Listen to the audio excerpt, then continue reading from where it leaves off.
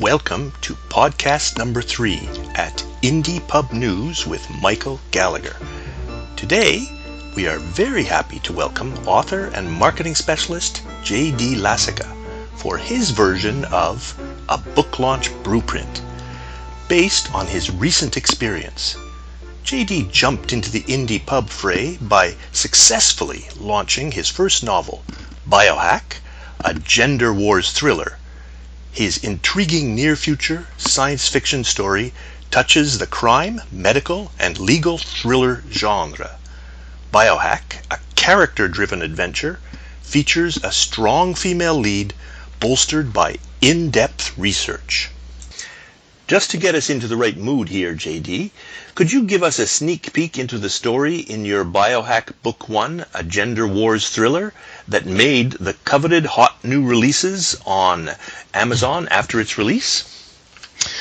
Sure. Well, thanks for having me here, Michael. Biohack has been a story in the making for a long time. I've been playing around with these characters in my head for several years, so I finally had some time to get them down on paper. So it's a story of a near future. Biohack is a near future conspiracy thriller that's set a few years in the future, involving a reproductive technology facility, and the story of a couple of women who sort of get pulled into a conspiracy without their knowledge. So I've been studying the genre quite a bit of high-tech thrillers, science thrillers, and I said, a lot of these authors are having a lot of success, so how can I do the same? And I finally got this down on paper, and my background is a combination of journalism and marketing, so I put together a marketing plan to get this out there, and just took it one step at a time, and we were lucky to, towards the end of the 30-day eligibility period, Biohack became a hot new release in several categories: medical thriller, techno thriller, conspiracy thriller, pulp thriller. It's kind of surprising to me. A lot of people who are starting out in this field don't really study the categories or even the keywords in Amazon, and I think that's something that's really important for any kind of success on Amazon, to sort of understand what's working for other authors and then try to emulate that. You are actually allowed, and most people don't know that, you're allowed to have up to 10 different categories to put your book in right at the outset. I think a lot of people are confused by that because Amazon, in the dashboard, the author dashboard, they only let you pick 2 or 3 categories. So you actually have to go into a separate login under Author Central and then send like an email message to request all these additional categories. Oh, that's a great bit of information for aspiring authors there, JD. Thanks a lot. I noticed something else, too. If you don't mind, I saw that site, I guess you would call it a fake site, in which you imagined a website in the near future about family eugenics. Could you elaborate a bit on the fake site and how it fits into your writer's view? Yeah, I didn't. You know what most authors do? So they put up like a book landing page, and they put up screenshots of their cover, and a couple of links, and it's all about, hey, buy my book. I thought it'd be more interesting to do something completely different. So I took the theme of Biohack, and it's basically what happens when we're able to sort of customize different qualities in your children. And I put together a site based on some research into fertility clinics and IVF clinics. And so it's called birthrightsunlimited.com. And it's named after the name of the biotech company in Biohack. So if you go to birthrightsunlimited.com, you'll see what looks like a kind of interesting site where you can actually nurture your child from day one. You can customize exactly how you want your future child to look like or what kind of qualities to instill. And I took a lot of photos from stock photo companies and just put together what a site like this might actually look like in 10 or 20 years. And it's a little bit chilling because a lot of people who come to this are kind of like, wow, this looks so realistic. I almost felt like, calling the phone number on here just to find out what was going on. But there's a disclaimer at the very top of the page that sort of links to the book itself. And at the bottom of the page, you'll see it's copyright 2025, Birthrights Unlimited. So it sort of gives some tip-off that this is not an actual fertility clinic site. That's a sort of a really unique way to get your people, sort of a landing page idea, to get your people to look at your stuff in a different way. I was really intrigued by it when I saw it. I wonder if you could mention a little bit about what the CRISPR gene is, the CRISPR gene editing? Yeah, there was a really interesting segment on 60 Minutes a couple months ago about CRISPR. It's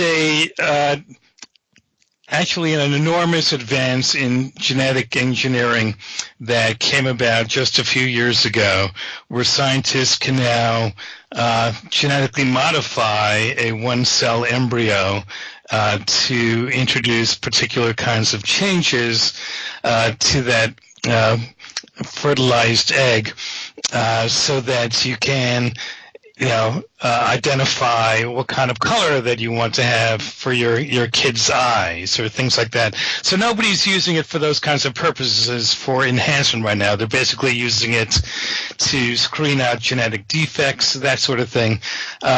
So there's a really interesting debate going on right now about where do you draw that line about whether or not you can use genetic engineering techniques like CRISPR to actually enhance your future baby instead of just screening it for genetic diseases. Boy, great research on all that reproductive technology for your thriller. How did you sift through all the info out there to get to the stuff that would fit into a thriller? Yeah, it took about 3 or 4 months of research to actually get grounded in this. And if you're going to be writing about something that's pretty outside your sweet spot of what you know, you need to just spend some time, immersing yourself in all the information that you can get your hands on. So a lot of it was actually podcasts. So I did a search in iTunes for the term CRISPR, and there are a whole bunch of podcasts, science podcasts, medical podcasts that are talking about all the kinds of issues and controversies swirling around it today. And I go on daily walks with my dog, and I load up my smartphone with all these podcasts, and just every day get a little bit more knowledgeable about the subject. And then I read a few books about it. There are a number of really terrific books on the subject. One written by the inventor, the discoverer of CRISPR, another one called The Gene. So it was basically just getting up to speed, and then you almost only want to take like 5% of what you're learning in these books and add it to your manuscript. So it's the iceberg effect, but you really need to know the other 95% before you can present the other 5% in an intelligent, believable way. Okay, thanks a lot.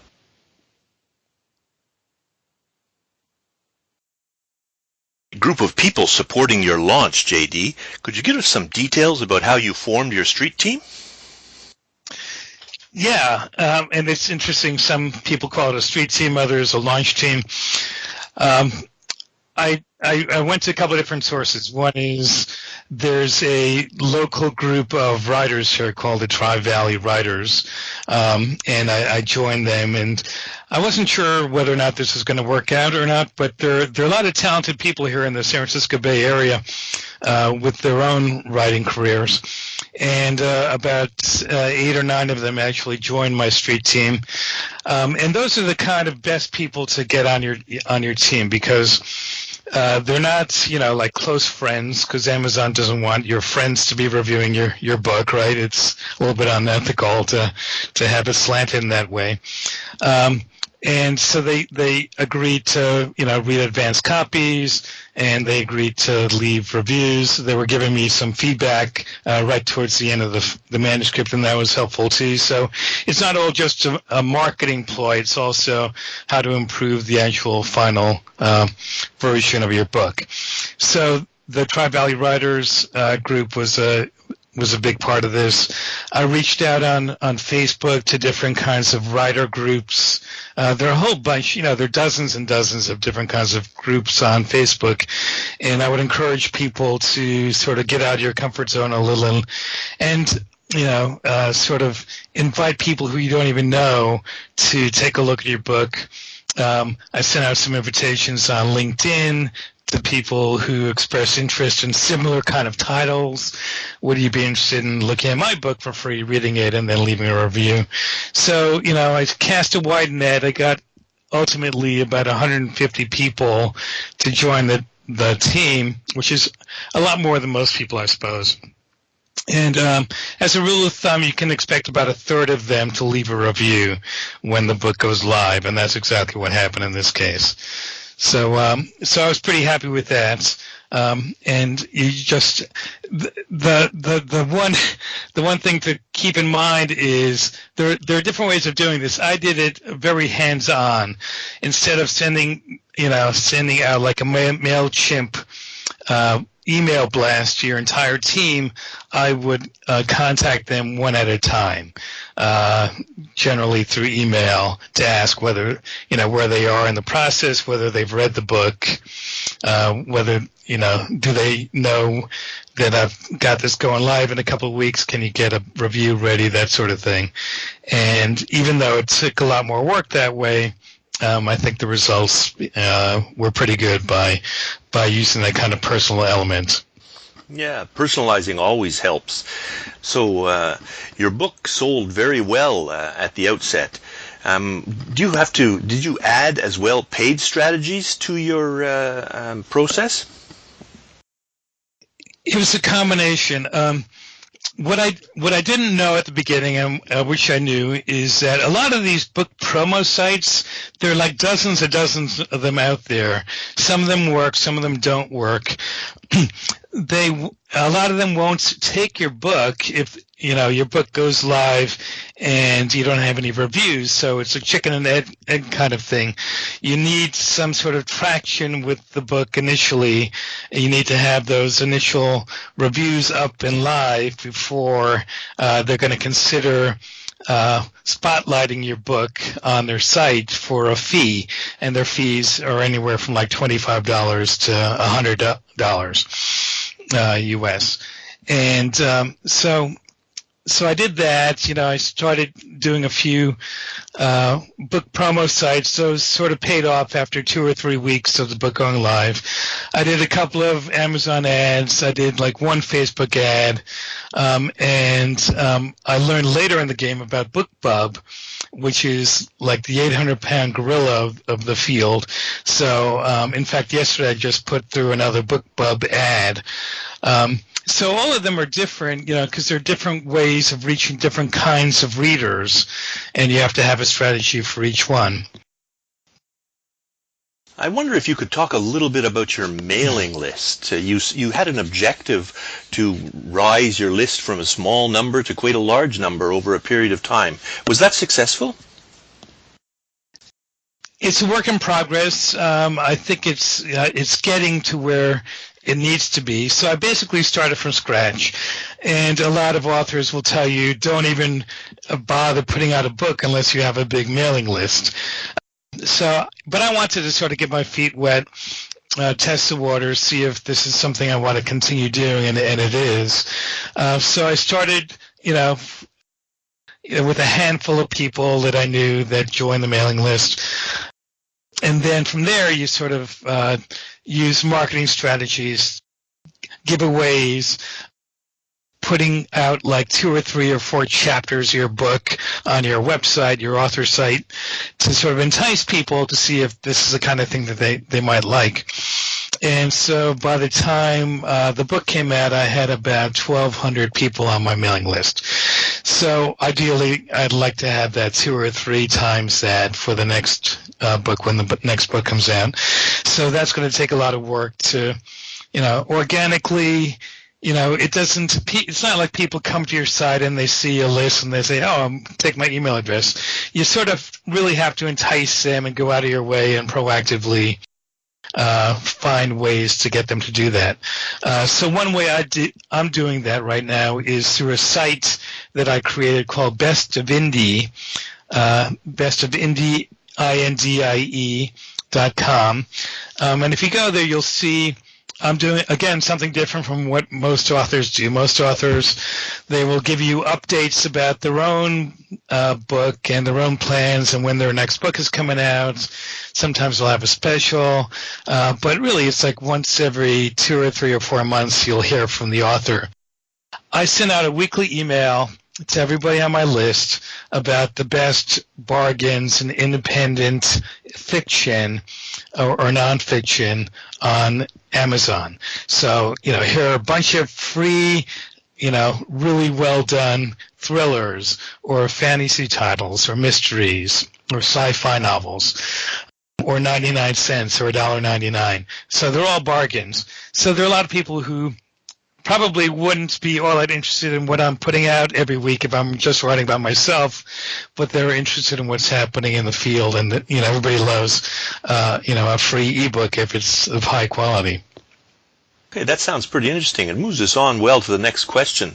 Could you break down how much time you spend on Twitter, Facebook, LinkedIn, etc., in a day or in a week, in comparison to how much time you're spending writing now? Yeah, I was an early Twitter adopter, so that, I've been on Twitter for over 11 years. I'm here in Silicon Valley, so that's not surprising, I guess. So I'm probably spending too much time on Twitter, but I've got like 35,000 followers, so I figured, it's a nice place to sort of interact. I find Twitter more valuable for research, for connecting with, other readers and other authors. I don't find it as useful for marketing Biohack or my books. And I think a lot of writers and authors, when I see them with their own Twitter accounts and every 10 minutes there's another tweet about, hey, buy my book, I think people get really turned off by that, and I don't understand why anybody would follow them. So that doesn't seem like a really good strategy. But social media is great for staying in contact with readers, with understanding the pulse of the public, with maybe even getting feedback on ideas that you have for your manuscript. I use probably Facebook more than Twitter for that, but it's not really a great sales mechanism.